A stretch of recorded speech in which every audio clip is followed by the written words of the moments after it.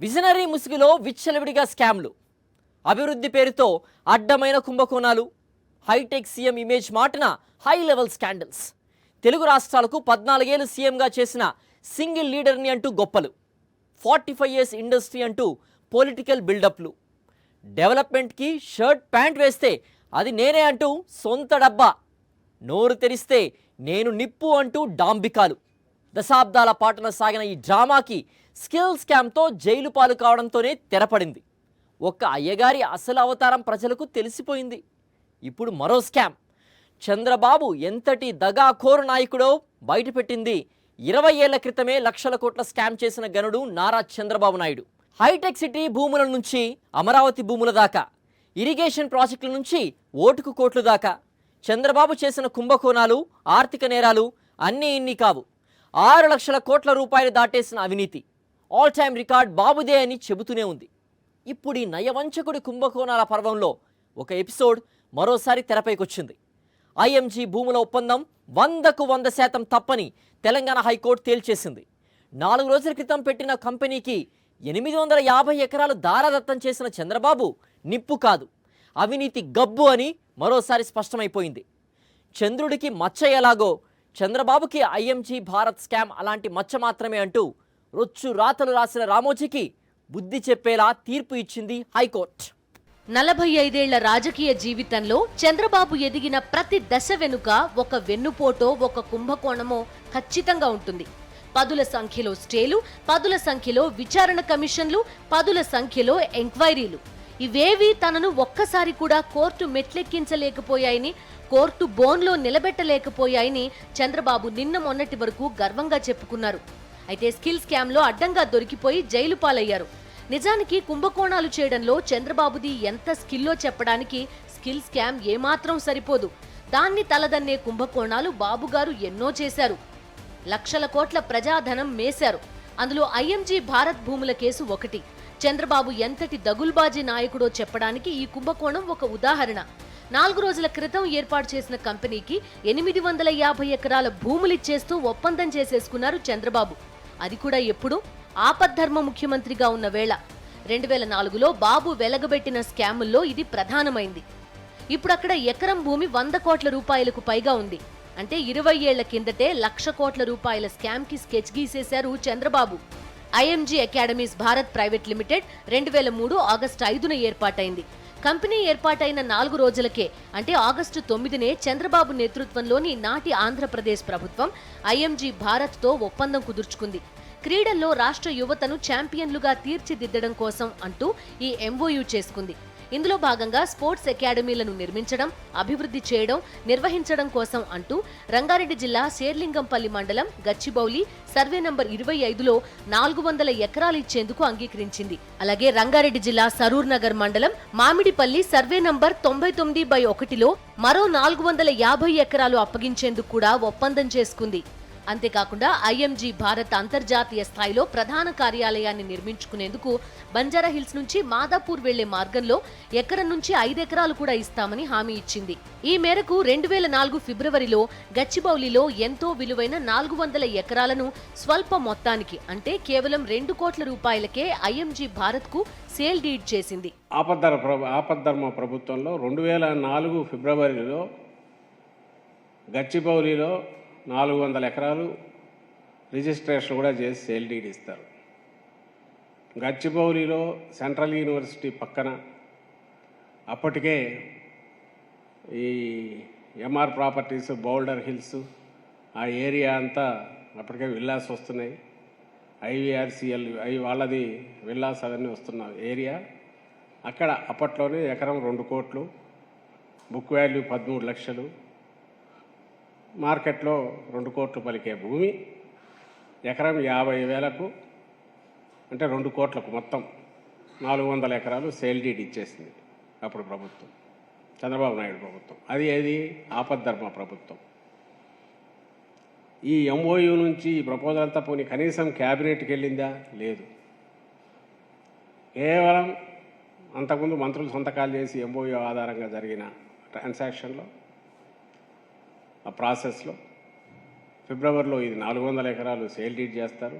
2003 November 14నే Chandrababu ప్రభుత్వం రద్దయింది. తర్వాత ఆపద్ధర్మ ప్రభుత్వంగా మాత్రమే కొనసాగింది.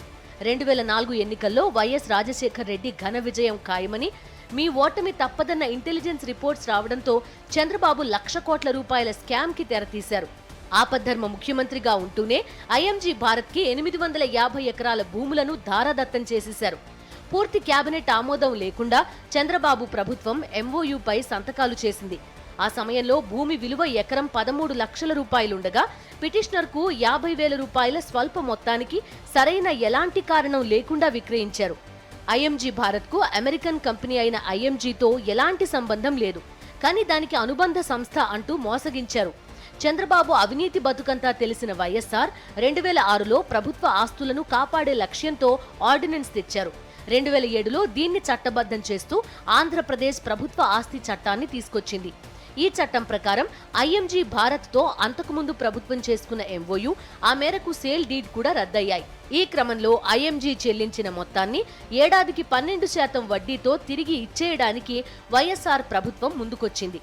అయితే ప్రభుత్వ చట్టాన్ని సవాల్ చేస్తూ ఐఎంజీ భారత్ తెలంగాణ హైకోర్టులో పిటిషన్ దాఖలు చేసింది.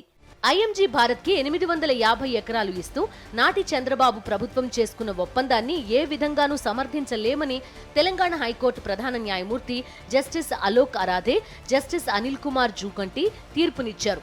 ఐఎంజీ భారత్ చెప్తున్నట్టు ఆర్టికల్ 14 ఉల్లంఘన ఎక్కడా జరగలేదని స్పష్టం చేశారు. 18 ఏళ్ల సుదీర్ఘ విచారణ తర్వాత తెలంగాణ హైకోర్టు ఈ తీర్పు ఇచ్చింది. ఇప్పటికీ ఆ భూములను కాజేయాలని చూస్తున్న ప్రయత్నాలకు తెలంగాణ హైకోర్టు చెక్ పెట్టింది. అయితే అక్కడితో అయిపోలేదు. చంద్రబాబు అవినీతి బాగోతం మొత్తం తవ్వే క్రమంలో మరో అడుగు ముందుకు పడింది. ఐఎంజీ భారత్ అనే కంపెనీని అడ్డు పెట్టుకుని చంద్రబాబు చేసిన స్కామ్ మూలాలను బయటకు తీయడానికి రంగం సిద్ధం కాబోతోంది. 2014 నుంచి 5 ఏళ్ల పాటు చేసిన స్కాముల్లో అడ్డంగా దొరికిపోయారు చంద్రబాబు. కేవలం స్కిల్ స్కామ్లో మాత్రమే చంద్రబాబు జైలుకెళ్లారు.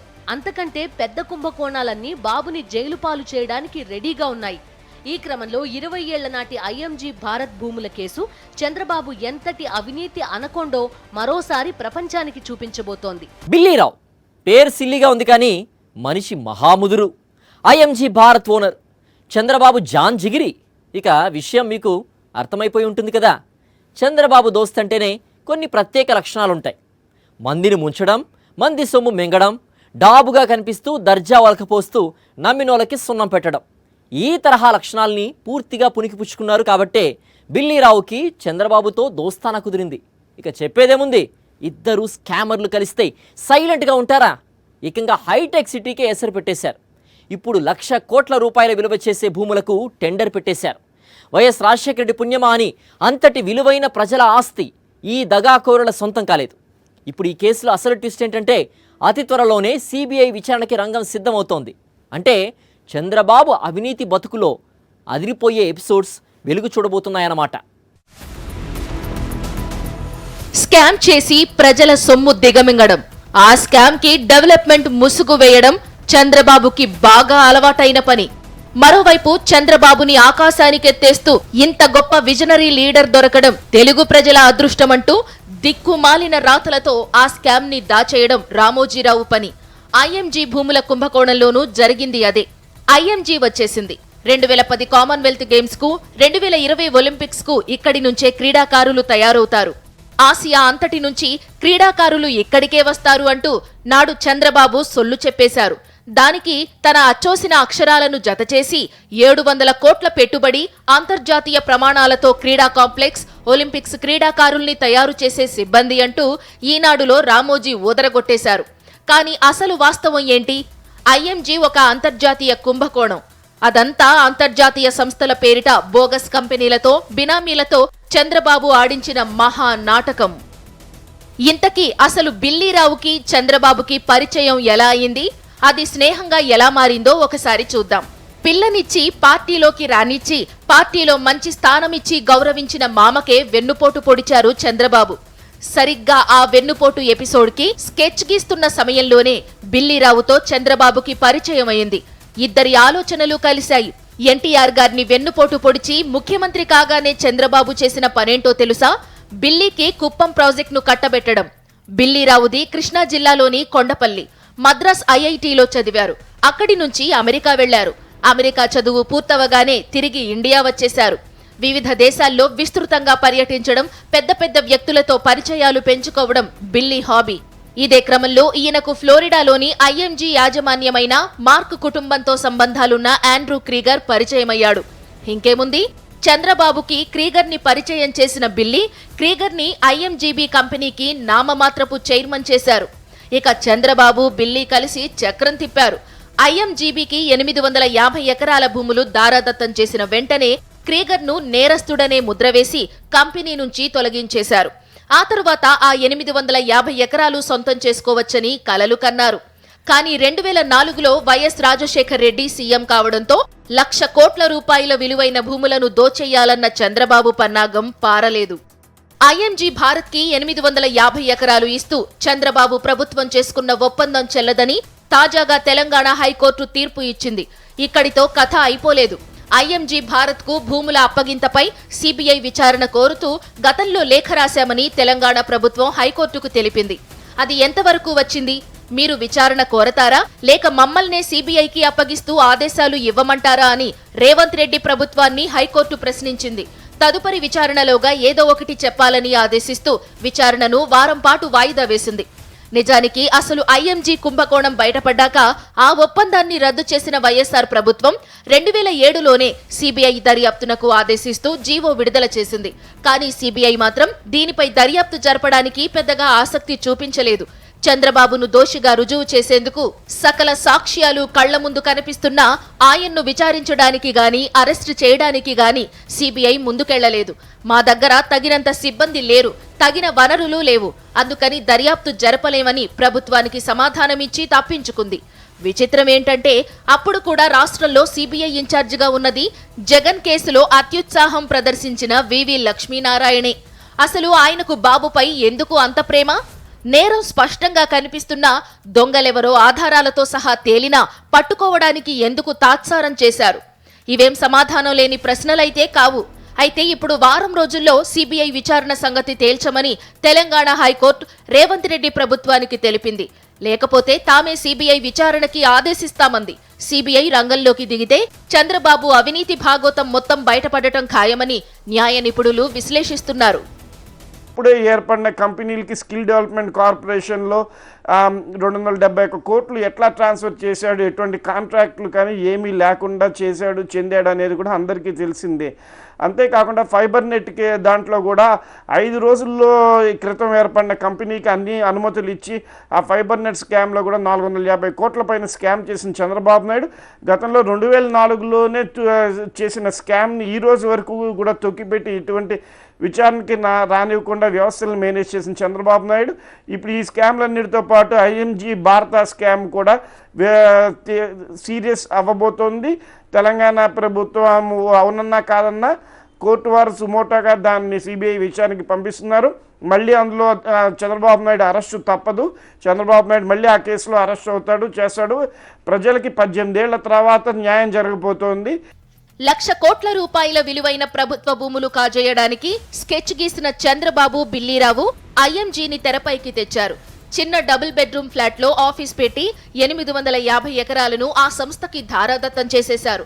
అక్కడితో ఆగలేదు. ఇంత పెద్ద స్కామ్ చేస్తున్నప్పుడు కంపెనీకి కాస్త పెద్ద ఆఫీసే ఉండాలి కదా. అందుకే బంజారా హిల్స్ నుంచి శిల్పారామం వరకు వెళ్లే మెయిన్ రోడ్డుకి ఆనుకుని ఎక్కడ కావాలంటే అక్కడ ఐఎంజీకి 5 ఎకరాల స్థలాన్ని ఆఫీస్ కోసం ఇస్తామని కూడా ఎంఓయూలో వరమిచ్చేశారు చంద్రబాబు. ఇంత దారుణంగా ప్రజల సొమ్ముని, ప్రభుత్వ భూములను మింగేయడానికి 20 ఏళ్ల క్రితం చంద్రబాబు చేసిన స్కామ్ మూలాలతో సహా అతి త్వరలోనే సిబిఐ విచారణలో బయటపడనున్నాయి. చోరకలలో కూడా నైపుణ్యం ఉండాలన్నది నానుడి. అందుకే శౌర్యాన్ని 64 కళల్లో చేర్చారు. చోర విద్యలో తమని మించిన ఛాంపియన్లు మరొకరు లేరని చంద్రబాబు 45 ఏళ్లుగా నిరూపిస్తూనే ఉన్నారు. లేకపోతే 2 ఎకరాల నుంచి 6 లక్షల కోట్ల రూపాయలకు చంద్రబాబు ఎలా పడగలెత్తుతారు? అధికారాన్ని అడ్డం పెట్టుకొని అడ్డదిడ్డంగా ప్రజల సొమ్ము స్వాహా చేసేశారు. ప్రజాధనం కాజేయడానికి కాదేది అనర్హం అని చెప్పడంలో చంద్రబాబుకున్న నైపుణ్యాలు అనితర సాధ్యం. ఏలేరు స్కామ్, మద్యం స్కామ్, ఇరిగేషన్ కుంభకోణాలు, భూ కబ్జాలు, రాజధాని భూముల మాయాజాలం, అదని ఇదని కాదు, చివరికి పచ్చిగడ్డిలోనూ కోట్ల రూపాయలు మేసేసిన ఘనతని చాటే కుంభకోణం కూడా ఉంది. ఇదంతా ప్రజల సొమ్ము, ప్రజల ప్రయోజనాలకు, రాష్ట్ర అభివృద్ధికి ఖర్చు చేయాల్సిన డబ్బు. అన్ని కుంభకోణాల్లో అడ్డంగా దొరికిపోయారని అర్థమైంది కాబట్టే హస్తినతో కాళ్ల బేరాలు మొదలుపెట్టేశారు చంద్రబాబు. బీజేపీతో పొత్తు కోసం చంద్రబాబు తహతహలాడడం వెనుక అసలు కథ కుంభకోణాలే అంటున్నారు రాజకీయ పరిశీలకులు. సంపద సృష్టించడం ఎలాగో నాకు తెలుసు. చంద్రబాబు పదే పదే అనే మాటిది. ఆయన అన్నదాంట్లో ఎలాంటి అతిశయోక్తులు లేవు. సంపద సృష్టించడంలో చంద్రబాబును మించిన వారు మరొకరు ఉండరు. శూన్యంలోంచి కూడా సంపద సృష్టించి తన బంధుమిత్రుల ఖాతాల్లో వేసేసుకోవడంలో ఆయన్ని మించిన ఛాంపియన్లు ఇంకెవరూ లేరు. లేని రాజధాని నగరం నుండి కోట్లు పిండుకోగల సంపద సృష్టికర్త కూడా ఆయనే. ఆ నైపుణ్యంతోనే 45 ఏళ్లుగా స్కామ్ల మీద స్కామ్లు చేస్తూ వచ్చారు. అవి తెరపైకి వచ్చిన ప్రతిసారి స్టేల మీద స్టేలు తెచ్చుకుంటూ వచ్చారు. కానీ కుంభకోణాలు చేయడం మాత్రం ఆపలేదు. ఎందుకంటే మంది సొమ్ముని మింగడం తన హక్కు అని చంద్రబాబు భావిస్తూ ఉంటారని రాజకీయ వర్గాల్లో ఎప్పుడూ గుసగుసలు వినిపిస్తూనే ఉంటాయి. అమెరికాలోని ఐఎంజీతో ఎలాంటి సంబంధం లేకపోయినా ఐఎంజీ భారత్ పేరుతో ఒక కంపెనీని సృష్టించి 20 ఏళ్ల క్రితం ఎలాగైతే 850 ఎకరాల భూమిని కాజేయాలని పన్నాగం పన్నారో అచ్చం అలానే 2014లో సీఎం అయ్యాక అమరావతి కేంద్రంగా చాలా స్కెచ్లు గీశారు Chandrababu. Indo UK health care private limited అనే ఒక కంపెనీ, దానికి ఎక్కడా కూడా అడ్రస్ కూడా లేదు. ఎక్కడో చండీగఢ్లో ఒక డిస్పెన్సరీలో ఒక చిన్న బోర్డు పెట్టి దాన్ని తమ రిజిస్టర్ కార్యాలయంగా ప్రకటిస్తే దానికి చంద్రబాబు నాయుడు గారు 150 ఎకరాలు చాలా ఉదారంగా కేటాయించేశారు.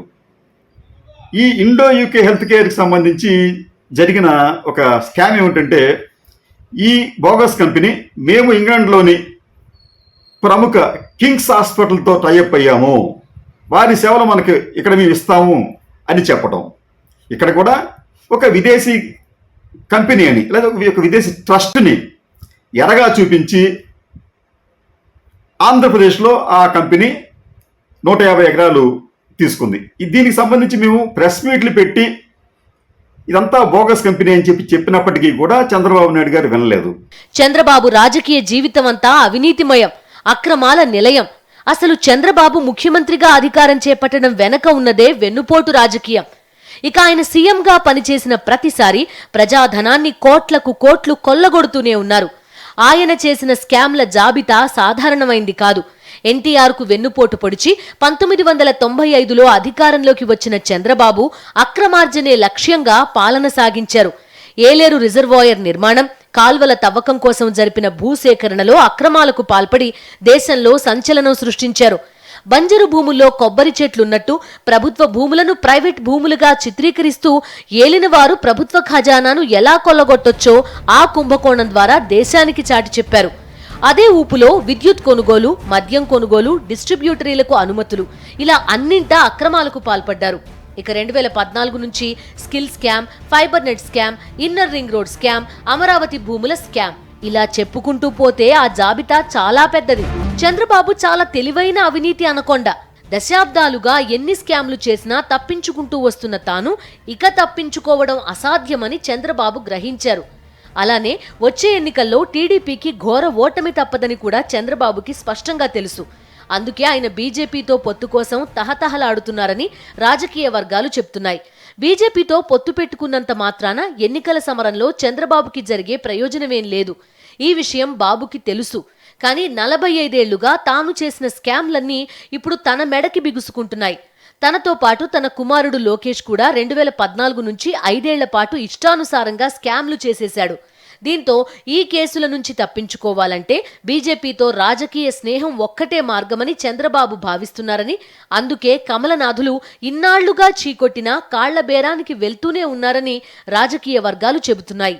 ఈ రాష్ట్రంలో భారీ అవినీతికి పాల్పడ్డాడు ఆయన కానీ ఆయన కొడుకు పనికిరాని లోకేష్ కానీ. వాళ్ళిద్దరు దాంతో ఎక్కడ కేసులు ఇరికిస్తారో కేంద్రం నుంచి అని చెప్పి ఒక భయంతో ఆ రోజు నుంచి కూడా మోడీ గారు ఏ అవకాశం దొరికినా మోడీ గారితో, అమిత్ షా గారితో కలవడానికి చాలా విశ్వప్రయత్నాలు చేసినటువంటి విషయం నాకు తెలుసు. చంద్రబాబు పాపం పండింది కాదు, పాపాల పుట్ట బద్దలైంది. టీడీపీ పూర్తిగా ప్రజాక్షేత్రానికి దూరమైపోయింది. మరోవైపు చేసిన కుంభకోణాలన్నీ వెంటాడుతున్నాయి. ఇప్పుడు వాటికి ఐఎంజీ భూముల స్కామ్ తోడైంది. ఇన్నాళ్లు చంద్రబాబు లాంటి అవినీతి పరుణ్ణి విజనరీగా ప్రమోట్ చేస్తున్న ఎల్లో మీడియాని తెలుగు ప్రజలు చీత్కరించుకుంటున్నారు. మార్గదర్శి కేసులో రామోజీరావుకి శిక్ష ఖాయమని న్యాయ నిపుణులు స్పష్టం చేస్తున్నారు.